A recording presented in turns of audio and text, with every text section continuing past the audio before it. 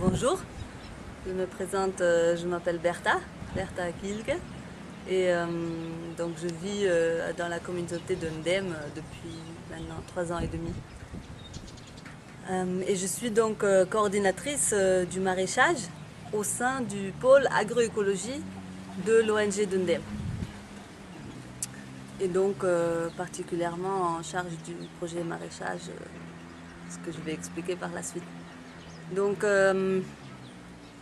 vraiment on croit que l'agroécologie aujourd'hui en tant que concept, en tant qu'approche, est un levier vraiment qui permet à répondre à vraiment un ensemble de problématiques essentielles de la situation du Sénégal aujourd'hui, dans l'esprit d'un développement durable. L'agroécologie en tant que, on peut dire, l'approche de l'être humain de subvenir à ses besoins, de répondre à, de satisfaire ses besoins grâce à la nature, dans le respect de son intégrité en tant qu'écosystème, en tant que aussi pour nous création de Dieu. Et donc cette approche nous permet de répondre à un ensemble de problèmes. Par exemple, les problèmes écologiques qui sont nombreux, où on est dans une situation au Sénégal de dégradation des écosystèmes, de désertification de quasiment l'ensemble du pays. Et donc là, une approche agroécologique permet, au-delà même de simplement arriver à produire des aliments de cette terre, elle peut vraiment inverser cette spirale descendante en une spirale ascendante de révalorisation, de réfertilisation des sols, de la faune et de la flore. Ensuite, sur un niveau social, ça répond par exemple à la très grande problématique de l'exode rural, en donc proposant des alternatives de vie dans la campagne, qui est quand même donc principalement le Sénégal et surtout ces zones rurales ont une vocation agricole principale. Et donc ça permet à y répondre, à donner des alternatives de vie dans les campagnes, et aussi de donner à chacun, à chacune, une souveraineté sur ses besoins, sur les éléments de sa vie quotidienne. Sur le plan économique, ça peut permettre un revenu sur une petite échelle comme sur une plus grande échelle. En tout cas, c'est un métier, c'est un vrai métier qui reste très accessible et qui peut donner une base alimentaire mais aussi financière, économique à une famille. Et après même, on peut se dire à un niveau spirituel, culturel, en ce qui concerne l'épanouissement d'un être, même la vie et le travail dans un champ avec un jardin est vraiment beaucoup plus propice à l'épanouissement que par exemple l'environnement des villes qui entraîne beaucoup l'acculturation, surtout des jeunes, l'éloignement de leurs racines, de leurs traditions et aussi de leur dignité, on peut vraiment dire. Donc c'est pourquoi cette approche nous paraît vraiment pertinente et prend de plus en plus de place aussi au cœur des actions et des activités de l'ONG de Ndem. Donc concrètement, ici nous sommes dans le jardin faune et flore, qui est donc un espace de 1,5 hectare ici à Ndem, qui est vraiment voué à être et à devenir de plus en plus une vitrine de cette approche agroécologique, un outil pédagogique, un espace éducatif expérimental de différentes dimensions de l'agroécologie. Donc ici, il y a aussi la dimension de l'élevage traditionnel, les moutons, les vaches. Il y a la dimension du parc animalier dans le sens de montrer la diversité animale de ce continent. Et après, la partie qui est plus à ma charge, donc une partie d'un périmètre maraîcher avec de la participation villageoise et une dimension de jardin botanique, de plantes médicinales, de plantes locales à approfondir, à explorer, à transmettre. Donc concrètement, en ce qui concerne le maraîchage, nous sommes donc sur un projet triannuel Nous nous trouvons au milieu de la deuxième année, donc on peut dire pile poil en plein cours du projet. Donc c'est un projet qui s'est concrétisé en réponse à un appel de projet qui s'appelle intitulé PAFAO, qui est une abréviation pour promotion de l'agriculture familiale en Afrique de l'Ouest, PAFAO, court. Et donc c'est un appel à projet lancé chaque année par des fondations en France et auquel nous avons répondu ensemble avec notre partenaire Artisans du Monde, qui donc intervient sur une partie éducative aussi, sur un volet éducatif de ce projet. Et maintenant, l'association Solidarité Ndem France nous a rejoints sur ce projet pour déjà apporter aussi le dossier auprès du Conseil général des Yvelines, qui nous a permis de financer, on peut dire, à 33%, presque la seconde moitié aussi du budget du projet, et l'association elle-même qui nous apporte aussi son soutien pour boucler maintenant l'ensemble de ce projet, et qui nous accompagne dans la démarche d'évaluation, de développement et de mise en œuvre du projet. Et donc ce projet comprend donc déjà une viabilisation aussi au niveau du matériel, mais surtout de la formation. Donc maintenant, à l'intérieur de notre jardin faune et flore, de cet espace, 6 pour l'instant ici, Ndem 6 familles s'approprient donc 6 parcelles qu'ils exploitent, sur lesquelles ils appliquent directement la formation qu'ils reçoivent en matière de maraîchage et dont les récoltes bénéficient directement à ces familles.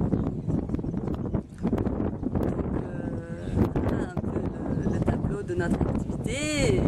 Sur les points forts, les points faibles, si alors, oui, donc, vraiment, on peut dire les points forts, c'est un lien avec toute cette dynamique à laquelle ça donne naissance, à laquelle j'ai déjà fait allusion par rapport à vraiment l'approche agroécologique et ses forces. Donc, surtout, il y a vraiment un rapprochement aussi avec l'alimentation, parce que forcément chaque famille aussi se nourrit des légumes qu'elle produit et apprend à apprécier, parce que ça aussi, on peut dire que le bio, l'agroécologie, c'est aussi un processus d'éducation à une certaine consommation, à l'appréciation d'un goût, d'une qualité alimentaire. Et par contre, en ce qui concerne la viabilité du projet, nous avons quand même le souci de l'eau.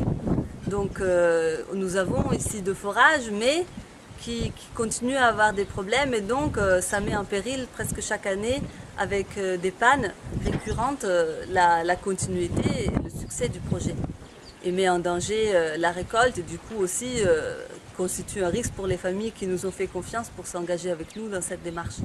Donc ça, c'est un problème sous-jacent qui nécessite de trouver des réponses pour que ce projet puisse vraiment marcher confiant vers l'avenir. Merci, c'est parti. Donc pour la mise en œuvre aussi un peu plus concrètement de nos cultures de maraîchage biologique, il y a différents éléments. Et donc par exemple, vraiment un élément vraiment qui est à la base de notre production, c'est l'activité du compostage. Donc on récupère des matières organiques, végétales, animales. Par exemple, là aussi, ça constitue un lien important avec d'autres dimensions de projets ou d'activités de l'ONG, parce que par exemple, nous récupérons donc le fumier des animaux de l'élevage, du parc animalier, qui constitue un des ingrédients du compost. Nous avons de la paille, donc qui vient de l'entretien du parc, mais qui peut même venir d'au-delà, de la communauté, etc. Les ordures ménagères peuvent être intégrées également. Et les cendres, ou on peut dire le bioterre brûlé, le bioterre qui est donc un combustible produit par un secteur de l'ONG, que nous récupérons à travers par exemple les ateliers de teinture naturelle qui s'en servent dans leur production artisanale et qui nous font parvenir les déchets qu'on intègre nous aussi dans le compost. Donc nous avons un compost qui se fabrique à travers couches de différents ingrédients, qui est entretenu par l'arrosage, par un retournage aussi à plusieurs reprises.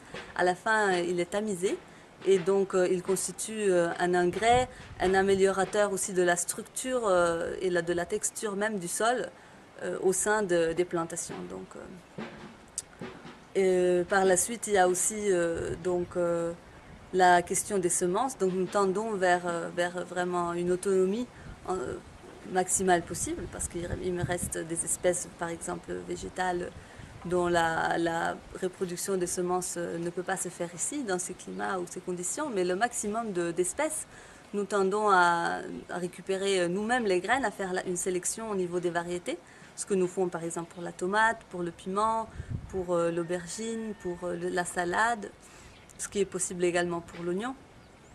Et donc, non seulement ça permet déjà cette autonomie, ça permet aussi qu'on obtient une variété sélectionnée, une variété maison au fur et à mesure qui est de plus en plus aussi adaptée à l'espace et à l'écosystème. Donc c'est des techniques que nous enseignons et que nous pratiquons au sein du périmètre et du projet.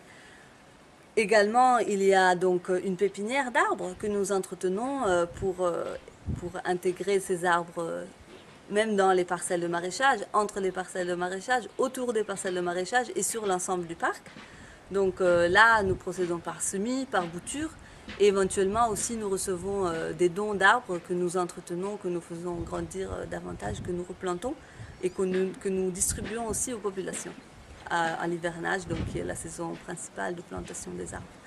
Donc maintenant, un volet quand même important du projet, c'est la commercialisation. Et pour avoir des meilleurs aboutissements de commercialisation qui puissent aller au-delà de la commercialisation locale qui se fait depuis le début du projet. Il y a commercialisation sur le périmètre même, les femmes viennent acheter directement sur le champ, et avec le marché hebdomadaire du dimanche à l'entrée du village d'Undé. Nous avons donc développé un atelier de transformation et de conservation des fruits et des légumes pour avoir des produits raffinés, de meilleure qualité, et aussi qui peuvent donc être commercialisés même jusqu'à Dakar. Par exemple, à notre espace Mam Samba qui vend l'artisanat de la coopérative et qui a aussi une auberge solidaire qui s'est donc vraiment déjà prononcé intéressé à revendre nos produits. Donc nous avons maintenant dans la gamme le concentré de tomates, qui est un produit très largement utilisé au Sénégal, des concentrés de piment, qui également sont utilisés dans la plupart des familles tous les jours, des macédoines de légumes, et maintenant les sirops de tamarin, de gingembre et de bissap blanc et bissap rouge, que nous allons ces jours-ci procéder à la première livraison vers l'espace Mamsamba, et nous voudrions élargir également avec des confitures et d'autres produits.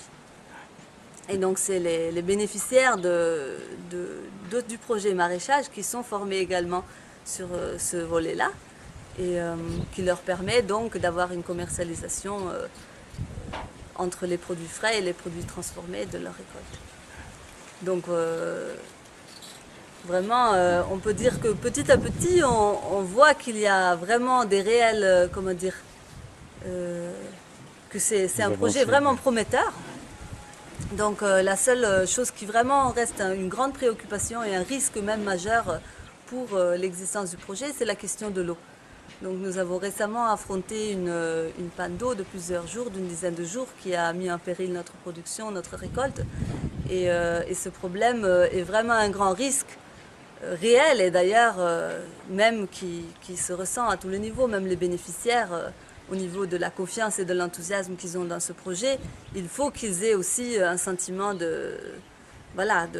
d'absence de risque majeur comme celui de l'eau.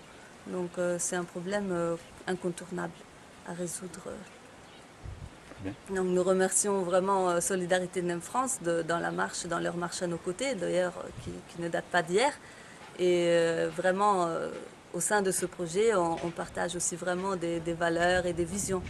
Donc c'est un très beau partenariat dont nous remercions tous les membres de l'association. Merci, merci Martha encore.